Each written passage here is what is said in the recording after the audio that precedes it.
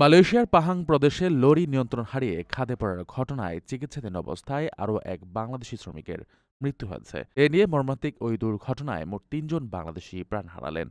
সবশেষ মারা যাওয়া ব্যক্তির নাম মোহাম্মদ আসকার। রোববার বিকেলে সেগামাত হাসপাতালে চিকিৎসাধীন অবস্থায় তিনি মারা যান।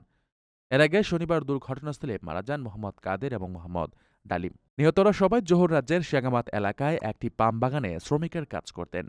রুমপিন জেলা পুলিশ প্রধান সুপারিনটেন্ডেন্ট শরীফ মুন্তাই জানান, শনিবার দুপুরের দিকে জালান সিলেঙ্গার রেডং সড়কে এই দুর্ঘটনা ঘটে। ৪ জন সহকর্মী মিলে মালিকের একটি ডাইহাটসু লরিতে করে পাম বাগানের বিষ বহন করে নিয়ে যাচ্ছিলেন। পথে একটি গাড়িকে ওভারটেক করতে গিয়ে লরিটি নিয়ন্ত্রণ হারিয়ে রাস্তার পাশে উল্টে যায়। লরিটি চালাচ্ছিলেন ৪৫ বছর বয়সী এক বাংলাদেশি। পুলিশ জানিয়েছে দুর্ঘটনায় চালক অক্ষত আছেন এবং তাকে আটক করা হয়েছে। তদন্তের স্বার্থে রোববার থেকে বুধবার পর্যন্ত তাকে ৪ দিনের রিমান্ডে নেওয়া হয়েছে। প্রাথমিক তদন্তে জানা গেছে চালকের অসতর্কতা এবং ঝুঁকিপূর্ণভাবে ওভারটেক করার কারণেই এই ভয়াবহ দুর্ঘটনাটি ঘটেছে। প্রবাসীদের জন্য নির্মাণ হচ্ছে দেশের প্রথম স্মার্ট সিটি, যেখানে থাকছে স্কুল, মসজিদ, হাসপাতাল, সুইমিং পুল, হেলিপ্যাড, পাঠাগার, জিম, সুপারমার্কেট, শিশু পার্ক সহ সকল নাগরিক সুবিধা।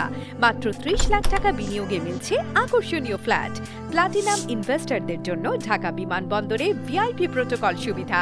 বিস্তারিত জানতে যোগাযোগ করুন স্ক্রিনে দেয়া হোয়াটসঅ্যাপ অথবা ইমো নাম্বারে।